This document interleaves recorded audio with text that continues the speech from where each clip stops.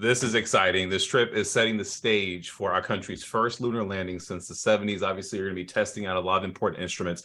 What kinds of thoughts come to mind knowing that you are playing such a pivotal role in where we are taking the exploration of space for mankind? The main thought, the main feeling that comes to mind is an absolute sense of honor and privilege to be a part of this, to contribute to humans' return to the moon in a new way, in a sustainable and responsible way, and then applying those lessons to go to Mars is an awesome place to be. I had no idea when I joined the Astronaut Corps that this was going to be my space destiny, and I couldn't be more excited to contribute. And speaking of that, we're just shy of the 10-year mark of when you actually joined NASA's 21st class of astronauts. I mean, does it feel like everything is just coming full circle at this moment when you made that announcement yesterday? It did remind me a lot of the day that we are announced as an astronaut class. The overwhelming amount of support that we receive is second to none, and it really makes both things crystallize. I know that day almost 10 years ago felt surreal, just like yesterday did. But what makes it feel more real is seeing the support of the other astronauts, family, and the whole crowd. Everyone that's excited to go back to the moon, to have humanity's responsibility of exploring given to us, and how sacred that is. Awesome day.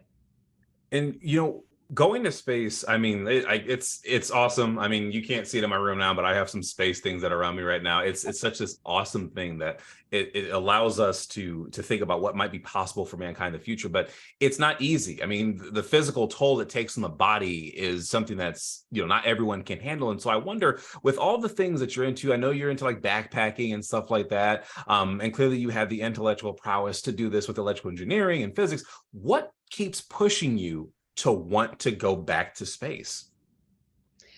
You're exactly right. I am someone who seeks out challenges. That is no no surprise to anyone. I love the mantra, do what scares you.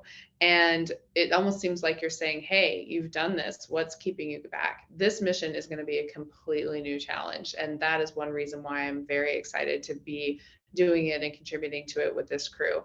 I think some of the new challenges are going to be the fact that this is the first time we've flown crew in Orion.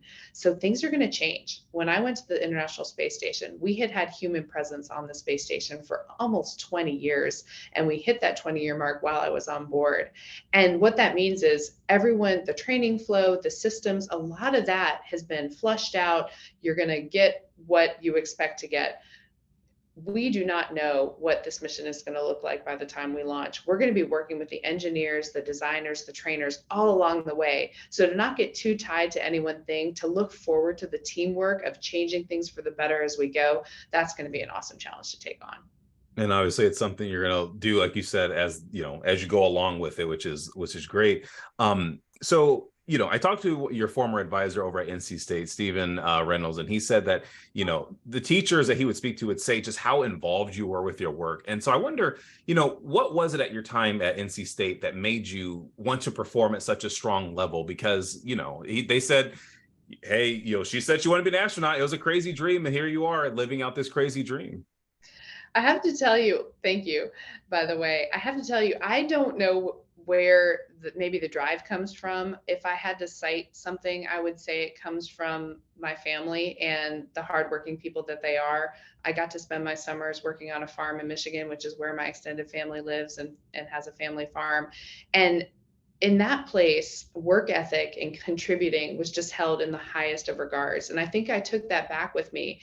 But also, I was just inherently interested in everything and I wanted to do it all. And NC State offered that. So I got to try rock climbing right along with those electrical engineering team projects that were so challenging. I got to do the backpacking club. I got to do the sailing club. I got to do human rights community service. I got to be in BGLA. I got to do marches. I got to go to other conferences at local schools. It was awesome. Everything I could be a part of just meant so much to me. And I wanted to soak it all up. And so if I had a moment in the day to fit it in, I usually try to. We have a couple of quite a few Wolfpack employees at our station. I know they're just going to use this to rub it into a lot of other people's faces when they see us. As they should. So let's talk about the trip a little bit more. So what instruments are going to be used on it, and are any of these instruments any that you have designed? Because I know you've had a hand in multiple different instruments that NASA has used. Neat question. So there are a lot of instrumentation things on the vehicle, and a lot of those are sensors to understand some of the systems. So, we have systems, life support systems, communication systems that operate to, keep the humans alive, keep the mission going. But then, like you mentioned, there's also instrumentation, which is gathering data on the spacecraft itself, and maybe even gathering scientific data like the radiation data. So for me, nothing that I designed in the past as a NASA engineer necessarily is on this mission. But one interesting thing is that I used to work on space science mission instrumentation. So, the science gadgets that fly on planetary probes, Earth orbiting satellites. One of those Earth orbiting satellites is actually studying the Van Allen radiation belts, which we will be flying through on this mission. And quantifying the amount of radiation in those Van Allen radiation belts is really important for this mission design, both from the human factor and from the equipment factor, because equipments and humans are both affected by radiation. So I like to think that something I worked on is helping to refine exactly how much radiation we're going to be passing through on this mission and contributing back to it in some way from my former life as an engineer.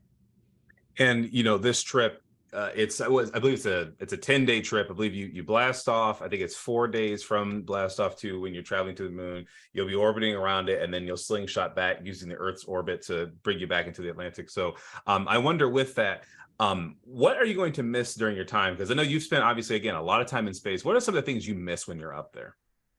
Definitely. For me, I don't necessarily need the creature comforts of Earth. I wasn't missing a latte or anything like that, but I miss my loved ones. And I think that even though the time is short, the distance is long, and it's going to feel a little bit different being that far away from everyone that we know and care about. So that's probably the biggest thing that I'm going to be thinking about. And what was I going to say? And with this, I've looked at the different videos of the, how Orion will operate and stuff like that. And again, even though you'll miss your loved ones and stuff, you're pushing mankind forward. You're pushing it forward to test our bounds, and then hopefully at some point, possible moon base, I believe, is like what's going to happen in the future, and it will start to set up colonies. Talk a little bit about the next steps of what you could be contributing to. Absolutely. You're exactly right. It's different going to the moon this time because we're going sustainably, responsibly, and we're going to stay, which means that we are going to utilize the full breadth of the science that the moon can offer us. And we're also going to utilize the full breadth of the operational and technological things that we learn about operating in a sustained way on the South Pole of the moon and apply those to going to Mars. You might then ask, why Mars? Well, from a personal standpoint, I think one of the most important philosophical questions we can ask of our time is, are we alone? And I think the best way to answer that question is human exploration on Mars and even of the moon. We learn about how our solar system formed from the moon. The moon is kind of like a Rosetta Stone for our entire solar system, which means it can be used to understand other solar systems, which again, might be places where life is harbored outside of our own. The inquisitive part of space exploration obviously is big, but I talked to a physicist, or an astrologer not too long ago. Astronomer, goodness, I'm mixing up my words. Back when I was in college, and he said, we have finite resources here on our planet, and it is only natural that we have to seek out other places in which to tap into more resources. Why is that so important that people understand in terms of trying to find new materials, new resources for our planet? What we call in situ resource utilization is a huge part of this mission. That is definitely something that could enable a future Mars mission, because some of the things that we hope to do with those resources is to create the fuel and the oxygen that we need to actually conduct it. So it's a really exciting time, and learning more about how we can do that and what's out there is a big part of this mission as well. Christina, it was such a pleasure to talk with you. I really appreciate you making time, and I am going to be sitting there rooting for you when you're up there.